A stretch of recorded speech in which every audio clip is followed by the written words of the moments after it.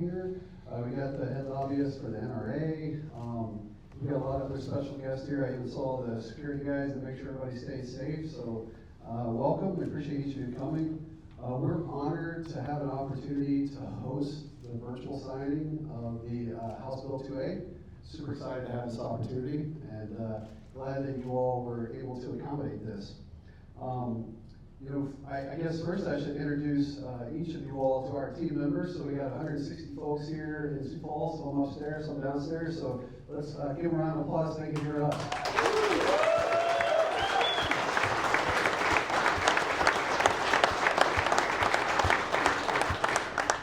South Dakota has been an amazing place for Silencer Central. It's great for entrepreneurs, for not only building businesses, but also innovating and growing.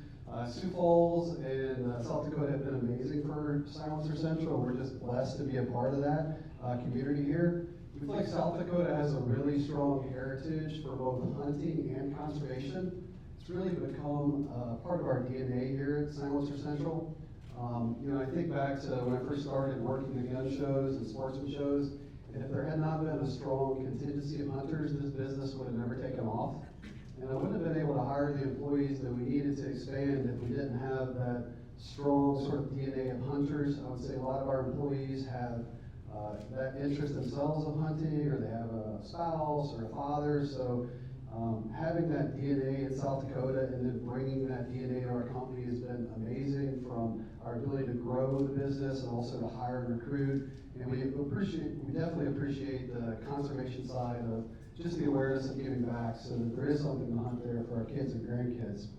We feel like South Dakota is super strong on two-way issues. I got a call from our lobbyist at the National Shooting Sports. I forgot to introduce Mariah. He's our local guy here, based in Kansas, but covers South Dakota for us with NSSF. But my point of contact there, he's like, don't expect this to happen in every state. We've got 100% vote in favor of Senate and House Bill 2A, both in every committee in the House and in the Senate, and then the full gamut in both. So we're just super excited about having that two-way sort of solidification behind us. I think a good reminder for me is we had some vendors come years ago from Maryland, and they said that in Maryland, they don't have anything on the outside of their building as to what they do. And they came here, and we got bands that say Silencer Central, and we maxed out the banner sizes we can put on the outside of the building with local zoning, and we're proud of what we do here. And it's been really important to have that background in 2A here locally in the state. We want to thank the governor's leadership for getting this bill through.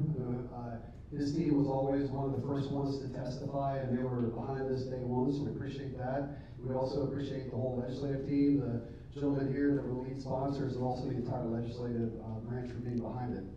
And just a reminder that the issue that we're fixing with the signing of this bill is a problem in 16 states, and South Dakota is taking the lead in being the first state to actually resolve this problem at a state level. So we're looking forward to continued deregulation of silencers nationally, and one of the keys for that happening is going to be to make sure that we're able to deregulate silencers at a state level, including South Dakota. So at this time, I'd like to introduce our governor. I've heard him say numerous times that he wants South Dakota to be the strongest state from a 2A perspective, and I feel like the leadership and example he set here is really setting the stage for that. And I've been around long enough where I've seen other governors, and they would kind of whisper in my ear. People would say they're not against guns, but they're not pro guns. Well, the governor we have now is 100% on the Second Amendment, 100% pro guns. So let's give him a nice, warm welcome, and thank you for all his help.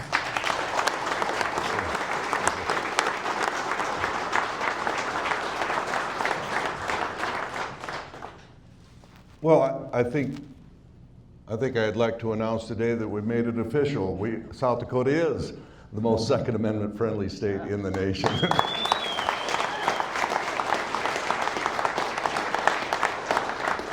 Well, what a privilege to be here. Thank you, Brandon, for hosting us, and thank you all for coming. I think this is an important day because it does another indication that we support the Second Amendment in South Dakota, and we've taken steps here to demonstrate that once again. During the Rhoden administration, there were a number of times that we carried legislation In fact, the first bill that Governor Nome signed was constitutional carry. And then South Dakota also became the first state in the nation that doesn't charge a nickel for you to exercise your Second Amendment rights in obtaining a concealed carry permit if you choose to do so. When I was in the legislature, I carried any number of bills supporting the Second Amendment. And so I think it's only fitting that we come here to celebrate one more step.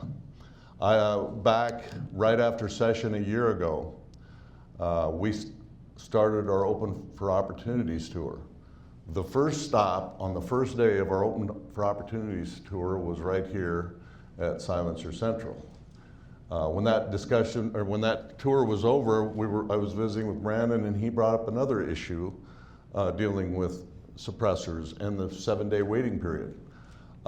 We got to work on that, got that resolved, but that was kind of the nexus for where we're at today for me. It was months later when had the idea of bringing this forward.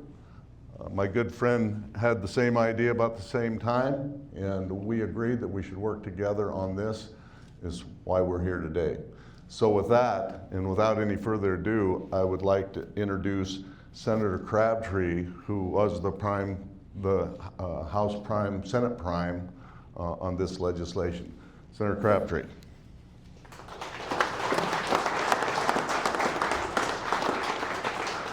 Thank you, Governor. I think we should just give him another huge round of applause. He is the best governor when it comes to leading on the Second Amendment.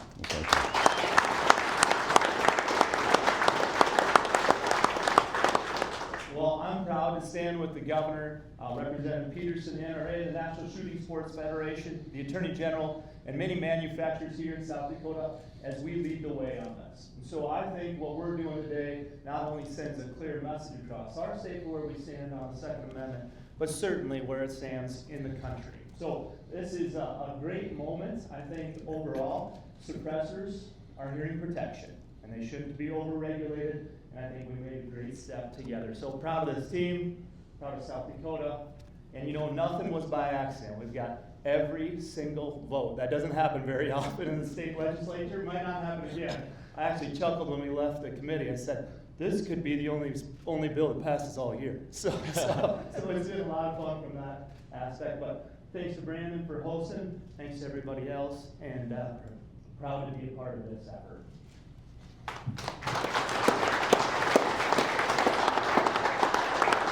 And next up, I would like to introduce Drew Peterson, Representative Drew Peterson, the House Prime sponsor.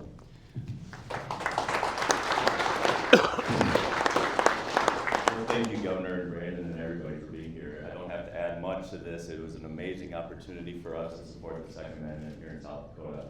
So I grew up on a farm and ranch where I operate with my family today, and hunting's been a tradition in our family my whole life. We welcome friends and family to hunt pheasants, deer, coyotes, geese, ducks, turkeys, everything. And being able to protect ourselves with these hearing suppressor devices is a huge step forward that will continue to allow us to be safe when we're out in the field. So again, we are a great 2A state, and hunting is a great tradition. I think I saw a stat that we have the most hunters per capita in the United States, which is no surprise. So it's just great that we can continue to lead in this. So thanks again, Brandon, for having us, and it's a great day for South Dakota. Thank you.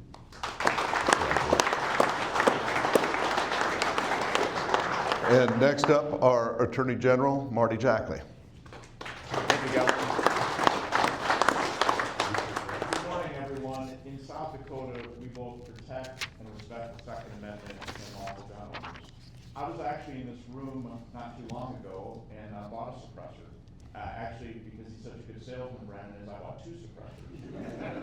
And what I can tell you, having gone through that process, is there already are federal laws in place, the notices to DCI that protect the public. This legislation is good common sense legislation, getting rid of laws that don't protect the public. So again, congratulations and thank you, Governor, for your leadership on this as well as the sponsors. Thank you.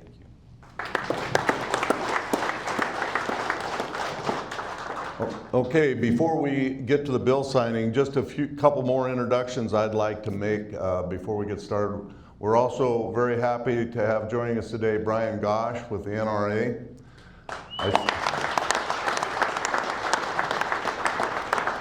I served a number of years with Brian in the legislature, and he's always been a real true advocate for our Second Amendments. Also, we have from the National Shooting Sports Foundation, Mariah Day with us over here. And also joining me today from out west is Paul Prohorst from Echo Zulu Defense. Thank you for joining us. So with that, I think we'll move over for a bill signing.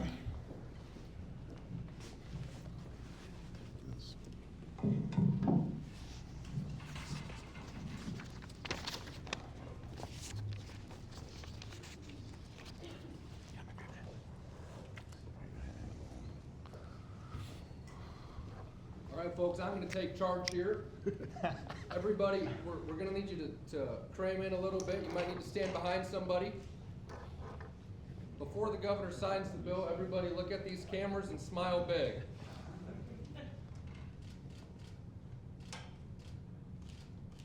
All right, now everybody look down at the bill and pretend that the governor is signing it.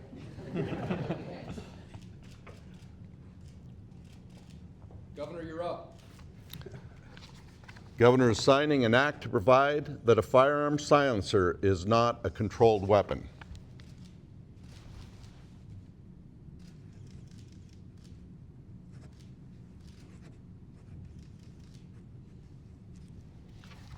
There we go.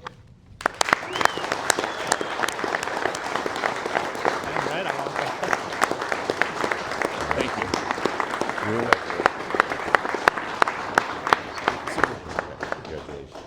And Governor, you can head back to the podium and we'll take a few questions. Thank you. Thank you. Seeing no questions.